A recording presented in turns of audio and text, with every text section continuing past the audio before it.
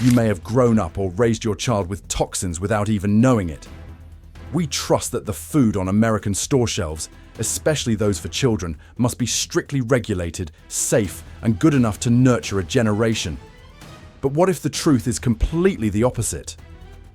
From microwavable convenience breakfasts to canned stews, or even childhood favorites and daily eating habits we maintain because they are cheap, quick, and seem harmless. They actually contain banned colorants, artificial sweeteners that can disrupt hormones, and chemicals that silently damage your health from within. In this video, let us take you on a journey to uncover the horrifying secrets hidden behind the familiar foods we consume every day without even realizing it. Follow along to the end, because this is not just a story about food, but also a wake-up call to a more painful truth. We have been betrayed, not just once, but for decades. We grew up believing that what is sold in supermarkets, especially those labeled for families, for children, or FDA approved, are all good food. And perhaps we have never questioned mac and cheese, the dish intertwined with the childhood of millions of Americans. But what if I told you that the yellow color doesn't come from cheese, not from fresh milk, not even from premium cheddar, but from petrochemicals? It sounds unbelievable, but the truth is, you are consuming a dye distilled from petroleum. The bright yellow powder in each packet of cheese sauce, it's not cheese, but a mixture of yellow 5 and yellow 6. Artificial colorings designed to create an eye-catching and taste-stimulating yellow hue. In many European countries, these substances have been banned or required to carry warnings because they are linked to behavioral disorders in children, allergic reactions, and concerning cellular changes under certain conditions. What about in the United States? They still appear in millions of meals every day, silently eroding the cells and health of Americans from within. A 2017 study by the Coalition for Safer Food Processing and Packaging found that 29 out of 30 powdered mac and cheese samples, including the organic type, contained phthalates, substances that can disrupt hormones at levels 2 to 4 times higher than natural cheese, which can also disrupt hormones. Not stopping there, what is present in that childhood dish is a mixture: emulsifiers, modified starch, anti-caking agents like silicon dioxide, and synthetic cheese flavor from chemical esters, all mixed together like a laboratory formula, then packaged, labeled cheesy goodness, and sent straight to the dining tables of millions of families. This is no longer a food for consumption. It's a one-way ticket, taking a whole generation of Americans from the United States straight to hell. It's terrifying that just for a little profit, manufacturing companies can trade off the health and even the lives of their own residents. I remember the pieces of cheese made from pure cow's milk, mixed with salt, fermented, and then waited for weeks, sometimes even months, to get a thick, light yellow cheese with a gentle aroma and a very unique, salty, creamy taste. That was cheese with soul. And now, a packet of powdered sauce mixed with boiling water. Just 5 minutes, but in return, losing everything that once made up the childhood of millions of Americans. Technology has helped us save time, but it also quietly stripped away the value of a meal, bit by bit, ingredient by ingredient, artificial color by artificial color. Each time we shorten the process, we step further away from what is original, healthy, and even trustworthy. Is it worth it to continue compromising our health with that food just to hold on to a bit of memory? Because in the end, industrial mac and cheese is just a product designed to last long, be cheap to produce, and be consumed in large quantities, not to nurture anything. You don't need to completely give up a part of your childhood, but perhaps it's time for us to preserve those beautiful memories with real values. You can try making mac and cheese at home, with real cheese, real butter, and ingredients you understand well. Or invite your children and grandchildren to cook, eat, and share a meal made by your own hands. It may be difficult for busy people, but don't forget, good things have never come from haste. We often say to each other, no matter how busy you are, at least you should have a decent dinner. And for many Americans, there is nothing kinder, more substantial, and more traditional than a plate of spaghetti with meatballs, a dish that carries the flavor of family, evoking memories of gathered dinners where love is seasoned into every bite of meat. What makes us feel that no matter how hurried life gets, there is still something in the kitchen that feels like home. But don't be fooled. That meatball has never been in a kitchen or been properly cooked. What you think is fresh ground beef, in reality, you're eating an industrial mixture designed to look like meat, feel like meat, smell like meat. But in essence, it is far from meat as you imagine. Most types of frozen meatballs in supermarkets are not made from whole cuts of meat. They are made from an ingredient with a very vague yet meaningful name: mechanically separated meat. That is the meat left on the bones, which is forced through a high-pressure sieve, creating a pale grey paste-like substance. The industry does not call it meat, but rather a paste-like substance, a true form of meat sludge. Then, what do they do with this cheap ingredient? They mix in soy flour to increase the volume, add breadcrumbs to create texture, add salt, monosodium glutamate, and artificial smoke flavor to deceive the taste buds. And finally, they coat it with a layer of phosphate, preservatives, and synthetic additives to ensure that the meatball can sit in your freezer for half a year without changing color, leaking, or going bad. Then they shape it into balls, lightly season it, package it, freeze it, and label it. Italian style, home style, flame grilled. We no longer eat to nourish our bodies. We eat to pass the time, to relieve stress, to temporarily forget the fatigue after a long day. And it is precisely in that void that the industry has intruded, with products that lack soul, only profit. So are you sure that what you called dinner yesterday was actually meat? Or is it just a formula optimized to produce the most units at the lowest cost, lacking everything that once made a meal trustworthy, memorable, and worthy of being called food for humans? If you still have those meat patties in your freezer, take a closer look at the ingredients in them once again. We deserve to know what we are eating, and deserve to choose valuable foods, instead of being deceived and traded for other conveniences. Breakfast shouldn't be something that makes us regret, but toaster pastries, sometimes they quietly mark the beginning of a long chain of mistakes, which we don't realize until it's too late. A typical toaster pastry, compact, rectangular, ready in just a few minutes in the toaster. Crispy at the edges, sweet in the middle, with a filling that has the flavor of strawberries, grapes, and apples. Or at least, a similar taste. But in reality, it contains only a very small amount of real fruit. Almost negligible. So what is the rest? It is refined sugar, corn syrup, dextrose, ingredients that cause blood sugar levels to spike after just a few bites. They are the eye-catching red and blue colors, which were once put on the list of controversial additives due to their association with hyperactivity and lack of concentration in young children. And there's another name often overlooked, butylated hydroxytoluene, a preservative banned from children's food in Europe due to concerns about its potential long-term effects on the nervous and endocrine systems. However, toaster pastries still appear every morning in millions of American households.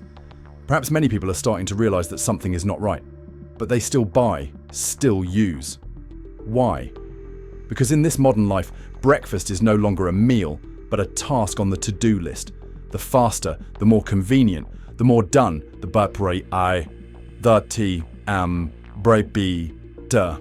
I believe if you still remember those mornings with fried eggs, a few slices of skillfully peeled apples, bread spread with butter and then toasted on a hot pan, then you and I have grown up with meals of great value. And nowadays, A child can grow up with breakfast being plastic bags, artificial colors, and flavorings, things that adults call convenient, while the industry calls optimal products. And what about us, those who used to eat that cake or put it in our children's lunchboxes? Do we really understand what we have been swallowing every morning? How much of it is nutrition? And how much of it is just convenience packaged and sold under the label of being family friendly? Canned chicken, those pre-packaged, salted and preserved chicken cans, have become a lifeline in the kitchens of millions of elderly people in the US. Cheap, long-lasting, easy to open, easy to eat. For many people, just a pop-top lid is enough for a meal to get through the day, without the need for cooking or elaborate preparation. It may sound safe, neat and convenient. It can help the elderly or the poor survive with a nutritious meal. But the truth is, those white meat pieces in the can are not as harmless as they appear. They are often made from leftover parts of the chicken, minced meat, skin, even tendons and connective tissue, mixed with salt, stabilizers, and then soaked in a brine solution to retain artificial moisture. Then they are pre-cooked, canned, sealed, and left there for a few months, sometimes even years.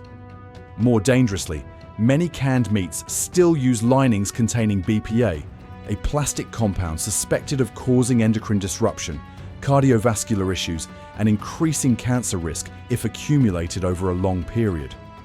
According to the Consumer Reports 2024 report, among 85 packaged food samples, 79% contain BPA or similar bisphenols, including canned meat samples, even though the FDA has not yet mandated the removal of BPA, despite numerous safety warnings. Canned chicken is not a food disaster in a loud way. It doesn't make anyone collapse right after a meal, but it silently erodes every organ, every habit, every sense of a decent meal.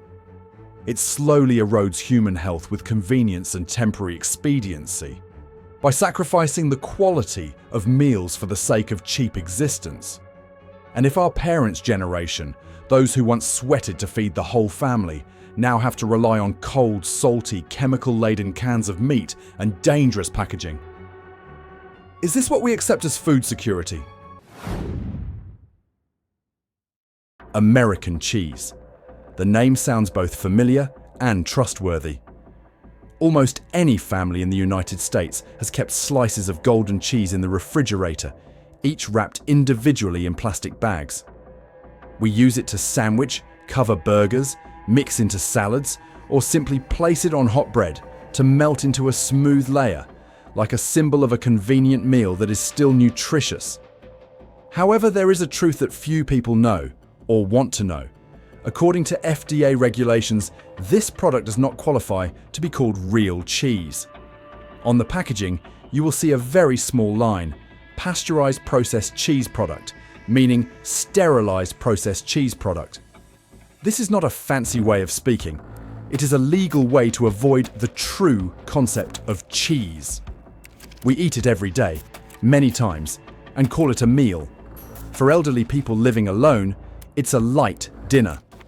For workers, it's a quick lunch, sandwiched between slices of bread, with a few slices of cucumber added. For students, it is a burger topping in school meals. And because it is convenient, cheap, and easy to store, millions of those cheese slices have infiltrated nursing homes, hospitals, and schools, quietly becoming the default choice. So, if even a slice of cheese can no longer be real, what else is being quietly changed that we don't know about? Maybe you don't need to stop eating American cheese slices right away, but perhaps it's time for you to take a look and see what you eat every day is food, or just products designed to look like food.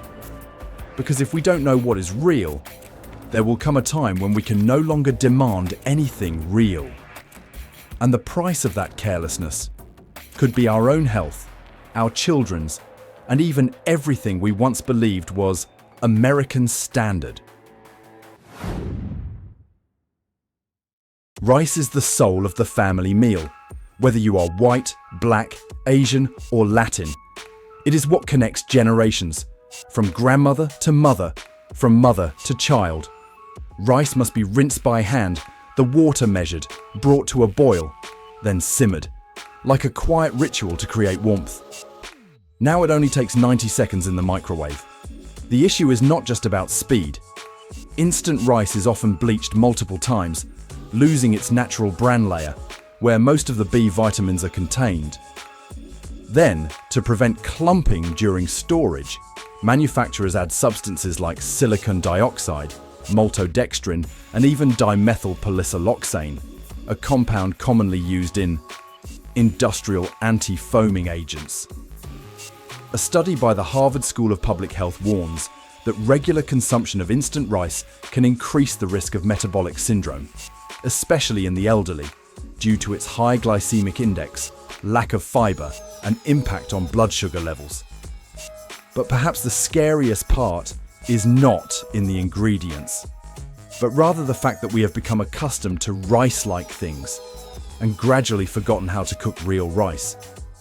It's not just a loss of cuisine, it is a departure from a slow-paced lifestyle, a family rhythm. You can continue eating instant rice, no one will stop you. But from today, take a look at that seasoning packet. Read the small print at the bottom of the box and ask yourself, is this still rice? Or just an industrial product masquerading as a meal? We grew up with the image of syrup dripping from a bottle onto hot pancakes, the sweet nectar associated with an American breakfast. The labels clearly state original, breakfast favorite, or maple-flavored syrup. And most of us have never doubted what is flowing out of that bottle. But what if I told you that what you call maple syrup actually doesn't contain a single drop of maple tree sap? Not from Vermont, not from any red leaf forest, but from corn, or worse, from an industrial chemical plant. The syrup sold in supermarkets is just an artificial mixture: high fructose corn syrup, synthetic caramel coloring, chemical flavorings, and preservatives. Most maple-flavored syrup products don't even meet the standards to be called real maple syrup, and in some states, they must be labeled as table syrup to avoid confusion. In the past, to obtain a real bottle of syrup, people had to go into the forest, drill the base of a maple tree, collect the sap, and then simmer it slowly for many hours to concentrate each drop.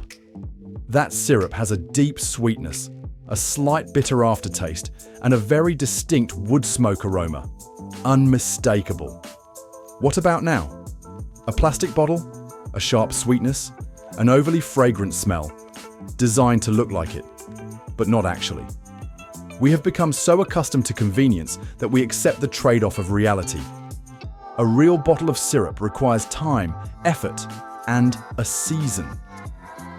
As for the artificial one, it only takes a few minutes in the laboratory. But that quick fix is also silently weakening the immune system, disrupting hormones, and distorting the taste buds of an entire generation. Is it worth it? When what we drizzle on our pancakes every morning is what makes our children unable to sleep, obese, and addicted to sugar. There are dishes that are associated with warmth. A steaming bowl of mashed potatoes, buttery and as smooth as clouds, was once a symbol of love, an indispensable part of Thanksgiving dinners, Christmas feasts, or those winter afternoons when mother stood quietly by the stove. But then, somewhere along the journey of modernization, that dish was reduced to a packet of dry powder, and its soul vanished with each spoonful of boiling water poured in. Instant mashed potatoes, something that can easily be found in any supermarket, are not actually mashed potatoes for convenience. It is the product of a multi-layered industrial processing. Potatoes are peeled, cooked, dried, ground, mixed with thickening agents, artificial flavors, preservatives, and then packaged so they can last on the shelves, almost indefinitely. The so-called natural potato flavor in many brands is merely a chemical formula simulated by maltodextrin and butylated hydroxyanizole, BHA, a preservative that the World Health Organization has warned could be carcinogenic under prolonged testing conditions. Smoothening agent, usually monoglyceride or sodium acid pyrophosphate. Substances that help the dough rise evenly, but are completely absent in real potatoes. Every time we casually grab a box of instant mashed potatoes from the shelf, we are not just choosing convenience. We are tacitly accepting a cheaper, poorer version of our own memories. And that is the greatest loss. Therefore, let's try to go back, not to live as we did before, but to choose how we eat again. Boil a few sweet potatoes, invite your grandson to help mash them and tell stories from the past. It may not be uniform, not as smooth and beautiful as industrial flour, but it will definitely be more flavorful and more authentic. I don't know when breakfast became just pressing the start button on the microwave. It only takes 1 minute and 30 seconds. Heat up an egg sandwich.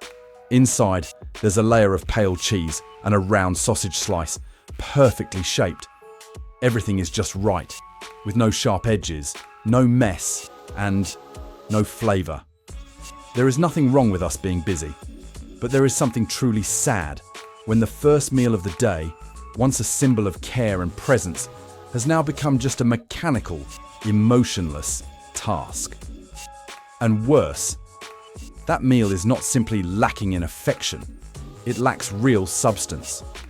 Most frozen breakfast sandwiches on the market are products of a profit-optimized assembly line. Liquid eggs are molded and heat-treated to maintain a bright yellow color. Processed cheese contains texture stabilizers. The bread is made from highly bleached white flour and high fructose corn syrup. And the sausage is a mix of ground meat, thickeners, nitrites, artificial flavors, and antioxidants. Technology can package convenience, but it cannot package memories. And if we let breakfast pass by like that, day after day, before long, we will lose a part of our family identity, silently, bit by bit. Maybe it's not as round as the canned ones. Maybe it's not evenly colored, but it's real. And sometimes, a real meal is the only thing that keeps us together in this fast-paced world. If what we eat every morning is just to survive, not to connect, then who are we living for? And for what?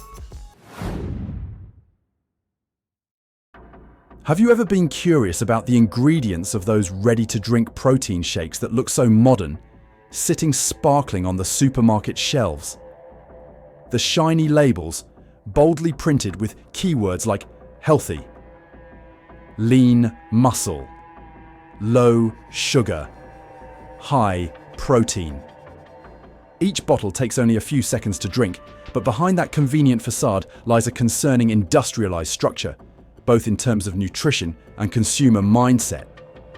The main ingredients in most protein shakes are not milk or natural foods, but isolated protein powder from soy, whey, or hydrolyzed collagen, along with synthetic flavors, thickeners, artificial sweeteners like sucralose or acesulfame potassium, and preservatives to maintain structural stability over time.